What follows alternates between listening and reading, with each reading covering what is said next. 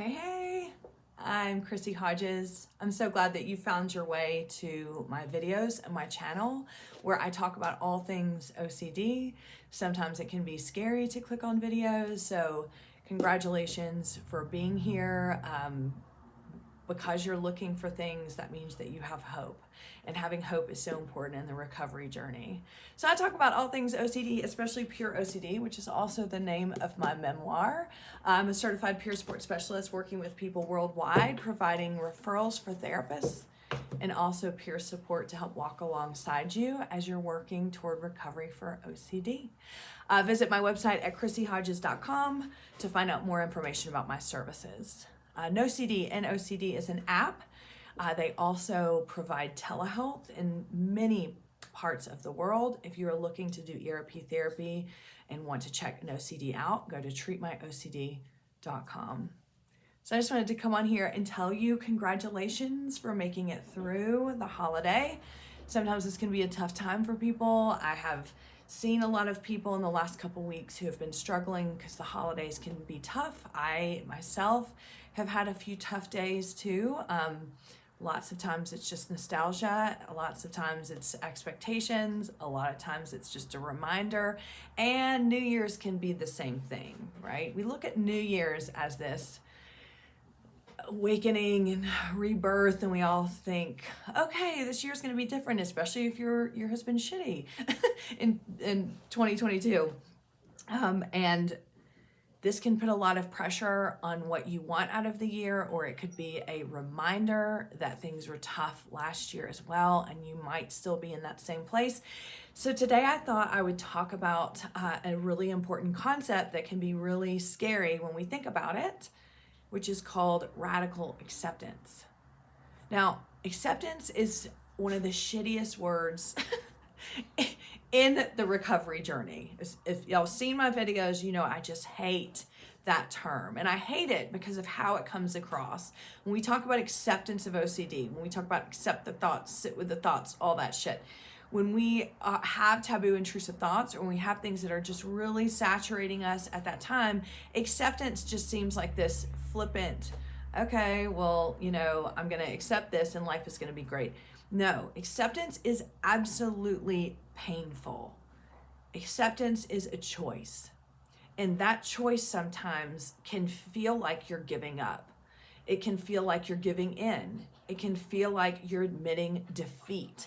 And I think that's really important to understand when it comes to acceptance, because it's sometimes portrayed as this, okay, as soon as you fall into acceptance, life is going to be rainbows and unicorns, and then you're going to hit this finish line. And that just isn't the case.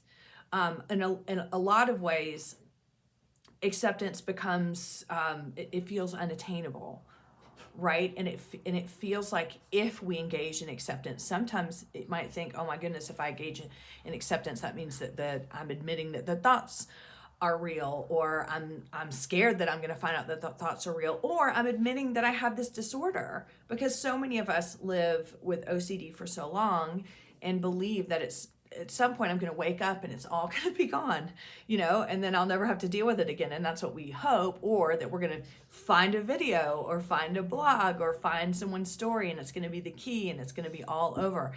It's hard to accept that OCD requires treatment, that recovery is a lifelong practice of continuing to work to better yourselves, to gain strategies in order to live effectively and with OCD and anxiety.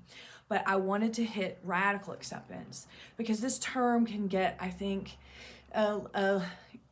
just a little wonky. People really don't understand I didn't understand what radical acceptance was either until I did a training about it. But it makes sense to me. And I wanted to bring that to you at the start of the next year. I know that most of us look at the new year and what next year we want it to bring, and we think to ourselves, I want this to be better. I want this year to be different. And when you are experiencing OCD and anxiety, that can feel daunting to think that things can be different and to think that things can be better, and you might feel scared that they're never going to get different.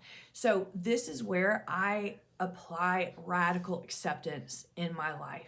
Let me explain what radical acceptance is. I also want you to know that my dogs are playing over there, and it sounds like a zombie apocalypse in my in my living room. So if you hear anything weird, that's what's going on. Anyway, radical acceptance.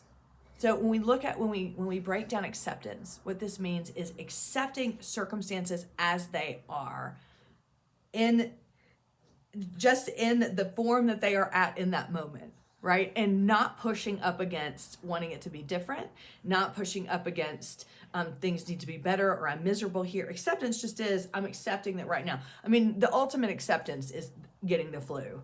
I mean, you just have to accept it, right? When you feel like you've been hit by a Mack truck, there's not much you can do except for just accept, I am going to feel like shit for the next X amount of days, and you don't have control over what that's going to feel like. So you have to kind of relent, right? You have to accept that this is where I'm at right now, and I just have to be mindful every day of moving through this illness until I get better. You know, with the flu, you do think to yourself, okay, this is going to get better, and I'm going to be all right. So there, to some degree, you think there is a light at the end of the tunnel. It's going to suck until I get there. Well, why don't we look at OCD like that? Because are we scared that there isn't a light at the end of the tunnel? A lot of it is because OCD, when you're in it, it's suffering. And when you are suffering, and especially if you don't know the way out, then you want anything and everything that will bring relief. Because human beings, even though we are designed to suffer, we don't want to. We try to escape suffering. And radical acceptance is basically radically accepting what is happening without any desire to change it. Now, you may think, Chrissy, that sucks. And to a degree, it does suck. Because if we radically accept, I'm having OCD right now, I'm having anxiety, I'm suffering, it may feel like if I radically accept that, oh my God, I can't handle it because I don't know if there's a way out, again, because I'm suffering so bad. Radical acceptance is the opposite of that. Radical acceptance for me is freedom.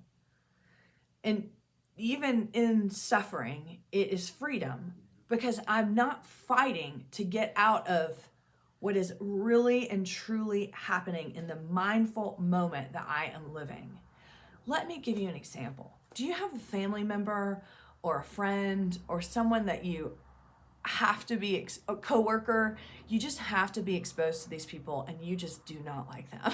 Like, they suck. Every time you get around them, they talk about stupid shit, or they're just annoying, or they complain, or they're this, and they just grind on your nerves, right? But there's nothing you can do. You got to show up for work every day, or you got to go to that family thing, or you just have to see them. Radical acceptance is radically accepting that that person is who they are, and they're not going to change, and you can't change them. And so you just get comfortable in being around that person as who they are, without the desire, I mean, you may have the desire, but without pushing up against them to change. Okay, you know, this person at work, they're always bitching, they're always doing this, or they're always that, and it drives me nuts, but that's just who they are. Radical acceptance. Do we want things to change? Sure. Are they going to change? No. The freedom comes within understanding that if you radically accept that person for who they are, you can actually find joy or freedom within the relationship to them because you know exactly who they are and you know exactly what to expect without beating your head up against the wall to need to change it. The freedom comes from understanding that right now is all we have. Now, that might feel scary if right now you are suffering and struggling, But OCD, and if you've seen my previous videos, you know this. OCD, the fuel on the fire of OCD is the fight. It is the continued compulsive desire to get out of it and feel better. That's why we do compulsions in the first place. And then the compulsions drive the whole cycle, which then makes you feel like shit, but then you go right back to the compulsion. See, so the fight is what keeps OCD alive.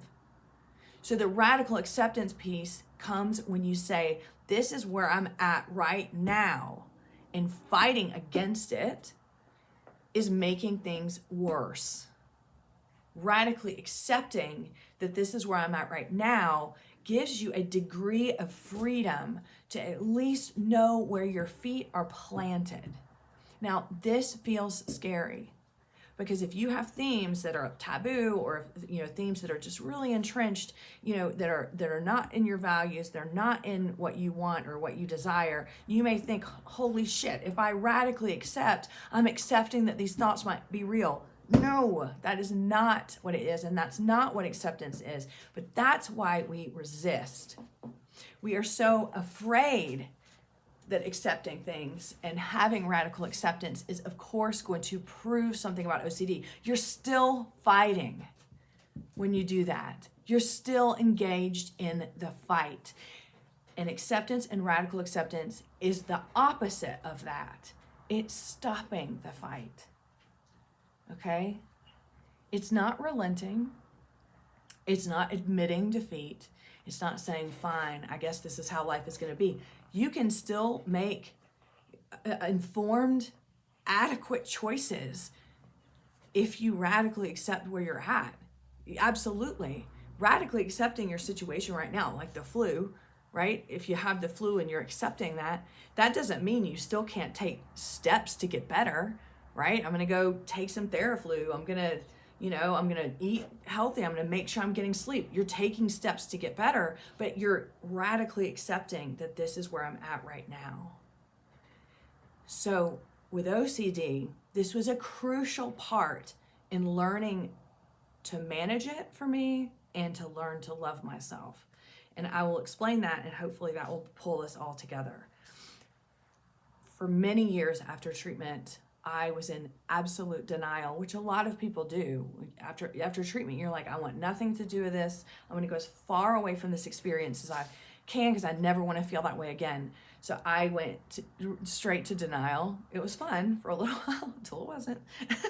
And I never dealt with the emotional grief part of OCD. I didn't disclose anything. And then when I relapsed, that was when I finally had to face kind of the emotional part of OCD, right? But I still didn't accept or radically accept that this is going to be part of my life forever, because I hated who I was with OCD. I hated that person. I hated the fact that I was a ruminator. I hated the fact that it did make me difficult at times, and it did make me dramatic, and it did rule my life at times, especially sometimes in relationships in my early 20s and 30s. I hated it, and therefore I hated myself. And when you hate yourself, life is hard, and I know that a lot of us struggle with that. I have my own theories. Go back and look at my video about self-esteem and you'll see my own theory. But about 4 or 5 or 6 years ago, I did get trauma therapy, which helped a lot in helping to understand why I didn't like myself very much, but the OCD was very much part of that. And in reading Dr. Michael Greenberg's stuff about rumination, I learned Chrissy is just a ruminator. That's who I am. And I'm not, in talking to Michael one time, I was telling him about how I was ruminating, and I didn't want him to think that I was doing compulsions. And he's my friend, and we were on the phone, and I was like, well, I stopped ruminating after a few minutes. And he was like, Chrissy, you can ruminate all you want as long as it's your choice. And this light bulb went on, right? And I thought, oh my gosh, he's right. And that's when I started to accept that I am a ruminator. I mentally review. I do these things, and yes, they're part of OCD, but they're also part of Chrissy. And that was the beginning of this radical acceptance of OCD is part of me, but I am also a person in here that deals with the symptoms, but that's also part of who I am. Okay, don't make the mistake that I'm saying that OCD is only who I am. That's not what I'm saying. What I'm saying is a lot of the characteristics of OCD have developed the person that I am. Some of them are negative, and that's okay, but shit happens in our lives that is negative and develops who we are. We get the opportunity to work on that. But once I radically accepted, not only OCD is going to be part of my life, and I feel confident that I have the tools and the support and the knowledge and the wherewithal to recognize it and do what I need to do. That was empowering, and it brought freedom. I was no longer scared of it, which meant I was no longer scared of myself, which then developed into self-love. OCD did have a negative impact on my life in many areas, but it did not make me an awful person, and it did not make you an awful person. So I want to end with this. I know this might be a confusing video, but understanding that radical acceptance is just accepting what is going on in the present moment and not fighting against it, which is what we want to do with OCD. We don't want to fight it because fighting is compulsions, which fuels the fire. Okay? Not doing that doesn't mean you can't take steps forward to get better and to recover. It's just radically accepting where you're at right now, which then can develop into self-compassion, because this is not your fault. You did not ask for this and you didn't cause it, which then can develop into self-love, meaning you're worthy and deserving of a good life. You're worthy and deserving of recovery. Listen to me. You're worthy and deserving of recovery. A lot of you out there think that you're not because of your thoughts. Fuck that, man. You are. Remember, let's go back. Not your fault. You deserve self-compassion. Whatever you've been through, you deserve self-love. And a lot of that starts with acceptance and radical acceptance. I hope this makes sense. I hope that that helps at all. I also want to disclaimer, I know this is hard. I am not at all saying that radical acceptance made all the rainbows and, unicorns and everything come out. Now life is great. No, I have to practice radical acceptance almost every day. And it's not painful. It just sometimes is resisting the fight. Anyway, I hope that you have a wonderful New Year's Eve and New Year's Day. Please be safe. I look forward to seeing you in 2023, and just know how much I love you, appreciate you, and again, you're deserving of all of the happiness in the world, no matter what you've been through with this disorder or anything in your life. And I will see you soon.